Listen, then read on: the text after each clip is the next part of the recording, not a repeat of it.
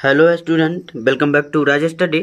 और इस वीडियो में हम आप लोगों के लिए लेके आए हैं अलस कथा का जो भी इम्पोर्टेंट प्रश्न बनेगा वो सब जो है जो परीक्षा की दृष्टि से अत्यंत महत्वपूर्ण है। ठीक है, तो उस पर आज हम बात करेंगे। देखिए, पहला प्रश्न जो है यहाँ पे कह रहा है अलस कथा का क्या उद्देश्य है, अथवा आपसे एग्जाम में पूछ सकता है जो अलस कथा पाठ की विशेषताओं का वर्णन अपने शब्दों में करे। इस प्रकार जो है क्वेश्चन पूछेगा। तो आप लोगों को जवाब में क्या लिखना है देख लीजिए।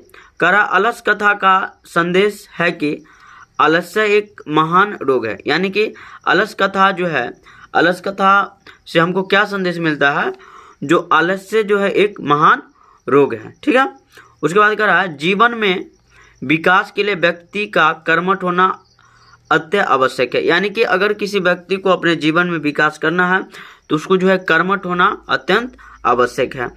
आगे देखिए, करा आलस्य शरीर में रहने वाला महान शत्रु है, यानी कि आलस्य जो है ऐसा शत्रु है जो हमारे शरीर में रहता है, यानी कि शरीर में रहने वाला महान शत्रु है, जिससे अपना परिवार का और समाज का विनाश अवश्य होता है। यानी कि अगर मान लीजिए जो कोई व्यक्ति बहुत ज़्यादा आलसीपन दिखा रहा है तो उसके परिवार का, उसके समाज का जो है विनाश तय है। किसके कारण? उसके आलस्य के कारण।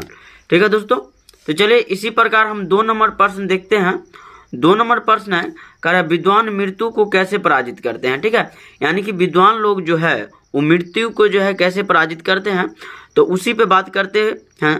देखिए, कह रहा अंधकार के पश्चात प्रकाश स्वरूप आदित्य वर्ण हूँ, यही समझकर ज्ञानी लोग संसार सागर को पार कर मृत्यु को पराजित करते हैं।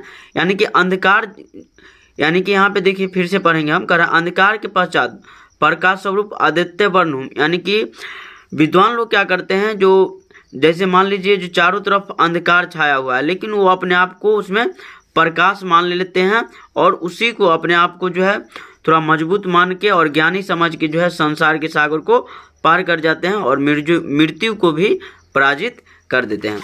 चलिए आगे का क्वेश्चन आप लोगों का 3 नंबर का है। 3 नंबर प्रश्न का रहा है मंत्री वीरेश्वर की विशेषताओं का वर्णन करें। ठीक है, मंत्री वीरेश्वर की विशेषताओं का वर्णन करें। अब अलस कथा में मंत्री कौन था? वीरेश्वर ही तो था ना। देखिए, करा मिथिला के मंत्री वीरेश्वर दानशील और दयावान था, यानी कि आप लोग कहानी पढ़े होइएगा तो उसमें पता होगा जो मिथिला के मंत्री कौन था, वीरेश्वर था। और वीरेश्वर जो है दानशील और दयावान था। ठीक है, वे गरीबों और अनाथों को प्रतिदिन भोजन देते थे। यानी कि मिथिला का जो मंत्री था कौन था? वीरेश्वर। वो जो गरीब लोग है, जो अनाथ लोग है, जो आलसी लोग है, उसको प्रतिदिन जो है भोजन देता था ना। साथ साथ वे आलसियों को भी दान स्वरूप अन्न और वस्त्र देते थे। मतलब जो व्यक्ति आलसी है उसको दान स्वरूप जो है अन्न और वस्त्र दिया करते थे। तो इस प्रकार आप लिख सकते हैं जो मंत्री वीरेश्वर की विशेषता का वर्णन करें इसका, यानी कि मंत्री वीरेश्वर की विशेषता पूछेगा तो यही लिखना है। चले 4 नंबर का प्रश्न देखते हैं। कह रहा अलसशाला में आग क्यों लगाई गई? आप लोगों को पता होगा जो अलसशाला में जो है आग क्यों लगाई गई थी, अथवा क्वेश्चन जो आप लोग का पूछ सकता है जो अलसशाला के कर्मचारियों ने आलसियों की परीक्षा क्यों और कैसे ली। ठीक है, यानी कि अलसशाला के कर्मचारियों ने जो है आलसियों की परीक्षा क्यों लिया और कैसे लिया।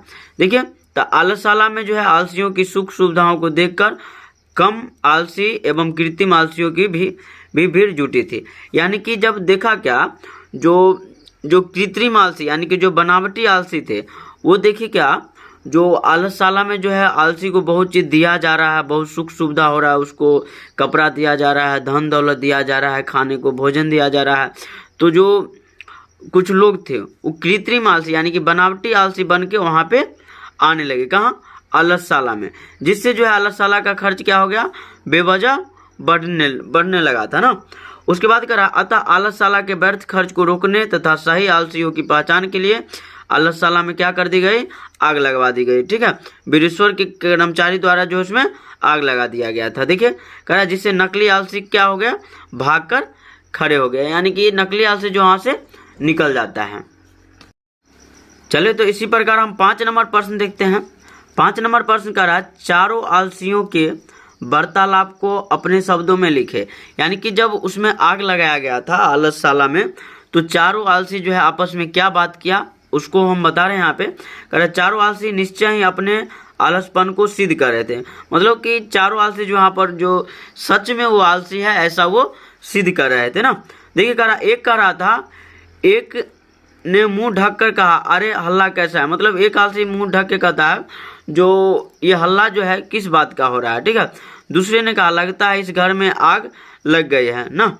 दूसरा आलसी क्या कहा, जो लगता है जो हम जो घर में सोए हुए हैं ना उसमें जो है आग लग गई है। और तीसरा ने कहा कोई पानी से भीगे वस्त्र से ढक दे।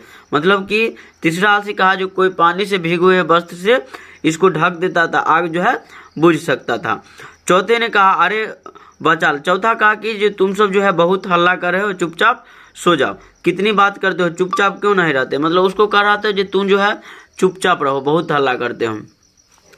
चलिए आगे का प्रश्न आप लोगों का 6 नंबर का है। 6 नंबर का प्रश्न हम देख लेते हैं। देखिए ऊपर कर लिया थोड़ा।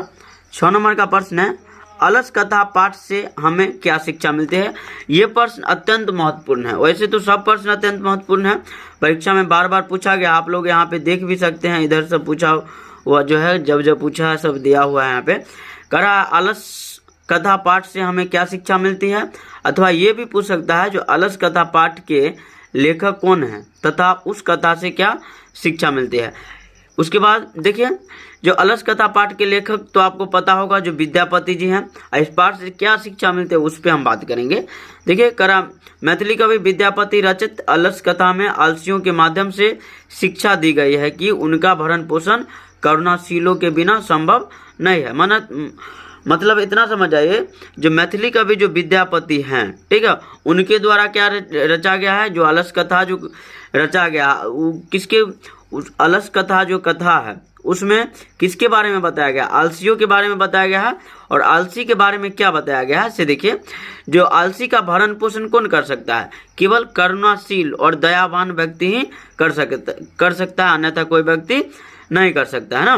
करा आलसी काम नहीं करते, ऐसी स्थिति में कोई दयावान ही उनकी व्यवस्था कर सकता है, ठीक है। आलसी लोग काम नहीं करता है तो उसकी स्थिति में जो है कोई दयावान व्यक्ति होगा, वही जो उनके रहने का, खाने का, सोने का व्यवस्था कर सकता है। अतएव आत्मनिर्भर न होकर दूसरों पर वे निर्भर हो जाते हैं।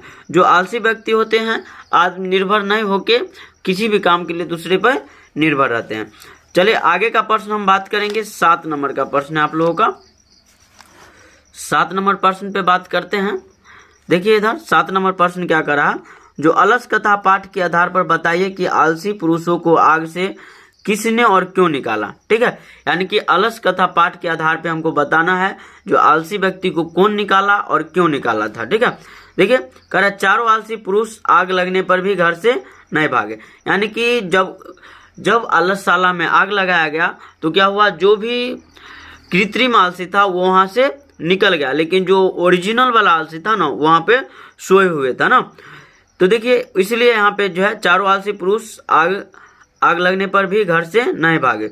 शोरगुल सुनकर वे जान गए थे कि घर में आग लग गई हुई। मतलब अब बाहर जो हल्ला गुल्ला होने लगा तो उधर जान गए थे जो घर में जो आग लगी हुई है। लेकिन वे क्या चाहते थे, वे चाहते थे कि कोई धार्मिक एवं दयालु व्यक्ति आकर आग पर जल, वस्त्र या कंबल डाल दे। मतलब वो क्या आपस में बात भी कर रहे थे, जो कोई दयालु व्यक्ति नहीं है जो क्या करेगा, जो वहां पे जो है घर को जो है कंबल से ढक देगा, ऐसा जो है उसको उन सभी को लग रहा था, जिससे आग बुझ जाए और वे लोग बच जाए ना। क्योंकि आलसी व्यक्ति आग से बचने के लिए भी नहीं भागा, इसलिए नियोगी पुरुष ने उनकी प्राण रक्षा के लिए उन्हें घर से बाहर किया। मतलब जो नियोगी व्यक्ति था, जो दयालु व्यक्ति था, वो क्या किया, उनको जो है जो घर से बाहर निकाल दिया ना। चलिए आगे का प्रश्न है आप लोगों को 8 नंबर प्रश्न है, धन और दया किसे देना उचित है। तो धन और दया जो है, निर्धन को धन और रोगियों को जो है दवा या दया देना जो है बहुत जरूरी है, उचित है। देखिए 9 नंबर का प्रश्न है आप लोगों का। 9 नंबर में कह रहा है जे अलस कथा पाठ में वास्तविक आलसियों की पहचान कैसे हुई। तो ये बात तो आप लोगों को बहुत अच्छी तरह से पता होगा। जो अलस कथा के अनुसार वास्तविक आलसियों की पहचान के लिए आलसशाला में क्या कर दी गई थी, आग लगा दी गई थी ना। आग लगने पर 4 वास्तविक आलसी को छोड़कर शेष सभी भाग गए। मतलब कि चार आलसी था, बाकी सब जो है कृत्रिम आलसी था ना। जो वहाँ से आग लगाया गया तो भाग गया वहाँ से। तो इस प्रकार जो है आप जो है टोटल 9 प्रश्न जो है इस वीडियो में देखें, जो परीक्षा की दृष्टि से अत्यंत महत्वपूर्ण है, टोटल 9। बाकी इधर अगर कुछ है तो उसमें से जो है थोड़ा कम चांस है पूछने का, लेकिन इधर जो है पूरा जो है पूछने का चांस जो है बहुत ज़्यादा है। आप लोग इसका स्क्रीनशॉट ले सकते हैं। और वीडियो पसंद आया होगा हमारा तो चैनल को सब्सक्राइब करके और वीडियो को लाइक करके अपने दोस्तों के पास शेयर जरूर करें। धन्यवाद, थैंक यू, जय हिंद, जय भारत।